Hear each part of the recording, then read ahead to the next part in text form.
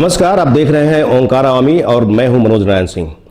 बिहार में दिनों दिन जिस तरह से लड़कियों के साथ और महिलाओं के साथ दुर्व्यवहार हो रहे हैं, गैंग रेप की घटनाएं घट रही हैं, तो इन सारी बातों को लेकर के हम लोग आज चर्चा करेंगे। बिहार में सत्ता पक्ष की जो पार्टी है जेडीयू, उसकी मुख्य प्रवक्ता है अंजू मारा जी। अंजू मारा जी खुद पहले भी बिहार महिला आयोग की अध्यक्ष रह चुकी हैं और अपने कार्यकाल के दौरान बहुत बेहतरीन काम किए हैं इन्होंने, और महिलाओं के उत्थान के लिए, महिलाओं की पीड़ा समझने के लिए ये हमेशा दौरा पे रहती थी और इन्होंने किया भी। तो एक महिला होने के नाते महिला की वेदना और संवेदना के बारे में इनसे जानने की कोशिश करेंगे कि जिस तरह से बिहार में महिलाओं के साथ जो हो रहा है उसका दोषी कौन है और इसका क्या उपाय होना चाहिए। अंजुम जी, देख रही हैं कि बिहार में युवतियों के साथ में, महिलाओं के साथ में जिस तरह से घटनाएं घट रही हैं, इसमें दोषी कौन है, आप क्या पाती हैं? आपने महिला आयोग में अध्यक्ष पद का कार्यभार भी संभाला है, आपने महिलाओं को बहुत काफ़ी करीबी से आपने समझा कि उनकी वेदना क्या है, संवेदना क्या है, चूँकि आप खुद एक महिला हैं। तो आप आपका क्या फाइंडिंग्स है कि इसका प्रॉब्लम कहाँ है, कहाँ पर जड़ है इसका?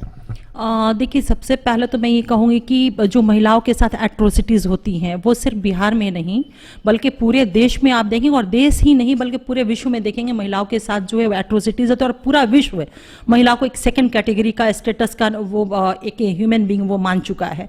तो निश्चित रूप से जो भी घटनाएं घटित होती हैं महिलाओं के साथ, उसके पीछे हमारा जो सोशल माइंड सेट है, एक साइकोलॉजी है जो वर्षों से कहे कि बहुत पुरातन समय से वो चला रहा कि महिलाओं के साथ तुम दूसरी कैटेगरी की हो, तुम्हारे अंदर एफिशिएंसी नहीं है, तुम्हें डिपेंड रहना होगा पुरुषों के ऊपर, पितृ सत्तात्मक समाज है ये।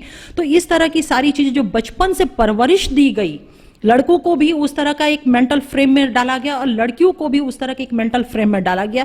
तो मुझे लगता है कि बेसिक जो जड़ है ना वो वहीं पे है। हमारी सामाजिक जो संरचना पितृसत्तात्मक समाज है उसको मैं बेसिक जड़ मानती हूँ। एक और सवाल है कि जिस तरह से मुजफ्फरपुर में एक महिला को जला दिया गया, एक युवती को जला दिया गया, वैसी स्थिति में उसका कंप्लेन है कि उसने 3 साल पहले से पुलिस को इन्फॉर्म करता रहा कि कुछ मनचले उसके साथ दुर्व्यवहार कर रहे हैं, लेकिन पुलिस एक्शन में नहीं आई। उसी का परिणाम है कि ये मेरे साथ घटना घटी है।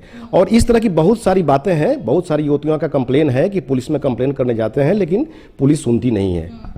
देखिए, निश्चित रूप से जिन ये अधिकारियों की असंवेदनशीलता है। हम देखते हैं बिहार में माननीय मुख्यमंत्री जी जिस तरह से महिलाओं को सशक्त करने के लिए या वो उनकी रक्षा और सुरक्षा को लेकर के जितनी योजना स्कीम या जितनी सजग वो रहे हैं, जिस तरह से कार्यक्रम चल रहे हैं, ये पदाधिकारियों का और समाज के लोगों का बहुत बड़ा दायित्व होता है, क्योंकि सरकार अकेले सारी चीजों को नहीं कर सकती है। बहुत बड़ा दायित्व होता है उसके क्रियान्वयन के लिए। ये घटना अहियापुर थाना का है, मुजफ्फरपुर का, जहाँ पर युवती को जला दिया गया। उसी थाने में एक और घटना कल घटी है कि 10वीं क्लास की छात्रा को किडनैप करके गैंग रेप किया गया, उसका वीडियो भी बनाया गया। हाँ बिल्कुल, ये दुखद घटना, और जितनी इसकी भर्त्सना मैं करूँ वो मतलब कम है ये। और इसके लिए हमारी सरकार और माननीय मुख्यमंत्री नीतीश कुमार जी बिल्कुल कटिबद्ध है कि ऐसे दोषियों को कड़ी से कड़ी सजा मिलनी चाहिए और मिलेगी भी, और स्पीडी ट्रायल करा करके जितना जल्द हो सके वैसे दोषियों को सजा दी जाए।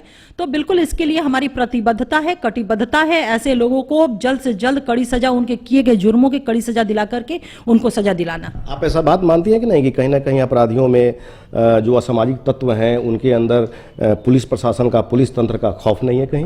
देखिए, ऐसा नहीं है कि पुलिस तंत्र का खौफ नहीं है, बिल्कुल पुलिस की खौफ है, ऐसा नहीं कि नहीं खौफ है। सबसे बड़ी चीज अगर विमेन एट्रोसिटीज या विमेन के साथ जो घटनाएं घटित होती हैं, तो मैंने आपको कहा ना कि समाज का दृष्टिकोण।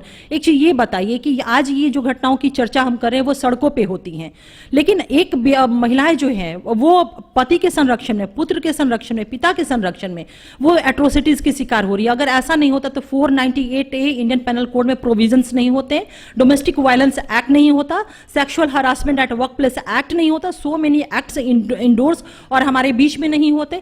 तो सोचिए कि महिला घर के अंदर, घर के मतलब अपने जो ब्लड रिलेशन है उसके साथ भी वो महफूज नहीं है। पुलिस अगर कोई एक्शन नहीं लेती है महिला के खिलाफ, महिला के कंप्लेन करने के बाद में, तो वैसे पुलिस कर्मियों के साथ क्या होना चाहिए? निश्चित रूप से जो भी कड़ी से कड़ी कार्रवाई होती है, इंडियन पेनल कोड में जो कार्रवाई है, जो विभागीय कार्रवाई है, मैं तो कहूंगी कि ऐसे लोगों को कड़ी से कड़ी कार्रवाई करके सस्पेंशन तो दूर की चीजें डिसमिसल करना चाहिए। एक और आखिरी सवाल है कि महिला की वेदना संवेदना ये सब से वंचित किया जाए, माने समाज में समरसता कायम किया जाए, महिलाओं को प्रताड़ना का शिकार नहीं होना पड़े। कंक्लूजन में बताइएगा कि इसका क्या निदान हो सकता है? देखिए, सबसे पहली चीज की प्रकृति ने सभी को समान अधिकार दिया है। हमारे मुल्क के आइन ने, कॉन्स्टिट्यूशन ने राइट टू इक्वालिटी, फंडामेंटल हमारा राइट है वो मिला है, हमारा लीगल राइट हमारा इक्वल है। लेकिन ये भी एक त्रासदी है हमारी, हम चूंकि हम देश के हैं तो हम देश की ही बात करेंगे। इस मुल्क में महिलाओं के साथ हमेशा जो उनके अधिकार इस मुल्क के संविधान ने दिया, इस प्रकृति ने, उसको हम डिप्राइव करके रखे, जिसकी वजह से हमारी महिलाएं उस तरह से नहीं अपने आप को, जो उनके अंदर स्टिंग ईश्वर ने दिया था, जो कैलिबर ईश्वर ने दिया था, वो समाज के बाहर नहीं निकल पाया। लेकिन 2005 के बाद से एक सुखद पहलू है कि बिहार में न्याय के साथ विकास की जो अवधारणा माननीय मुख्यमंत्री आदरणीय नीतीश कुमार जी ने दी, और महिलाओं के सशक्तिकरण के लिए और उनकी भागीदारी के लिए, चाहे वो पंचायती व्यवस्था में 50% आरक्षण की बात करें, या फिर नौकरियों में 35% रिजर्वेशन की बात करें, या फिर उनको पढ़ाने के लिए, शिक्षित करने के लिए साइकिल योजना, पोशाक योजना, इन सारी योजनाओं की अपनी एक फिलॉसफी भी है। हम लोग देखते हैं कि कभी कभी उनकी चुप्पी के कारण बड़ी बड़ी घटनाएं घटित हो जाती है। तो मैं आग्रह करूंगी महिलाओं से, बच्चियों से, कि आपको लगता है कि आपके इच्छा के विरुद्ध, आपकी इच्छा के विपरीत किसी भी तरह का फोर्सफुली कुछ भी किया जा रहा है, बुलंद आवाज में उस चुप्पी को तोड़िए और पटल पे लाइए, ताकि तंत्र आपकी मदद कर सके। तो ये अंजू महाराज जी हैं जिन्होंने बेबाकी से कहा कि महिलाओं के उत्थान के लिए नीतीश सरकार ने 2005 के बाद में बहुत सारी योजनाएं ये चलाई हैं नीतीश सरकार ने, और इसका लाभ मिल भी रहा है। अगर किसी तरह की प्रताड़ना की शिकार कोई भी महिला या कोई भी लड़की हो रही है तो अपनी चुप्पी तोड़ें और जो नियम है, जो कानून है, उसके दायरे में आए, उनको भरपूर सहयोग मिलेगा। सहयोगी अजय के साथ मनोज नारायण सिंह, ओंकारा न्यूज, पटना।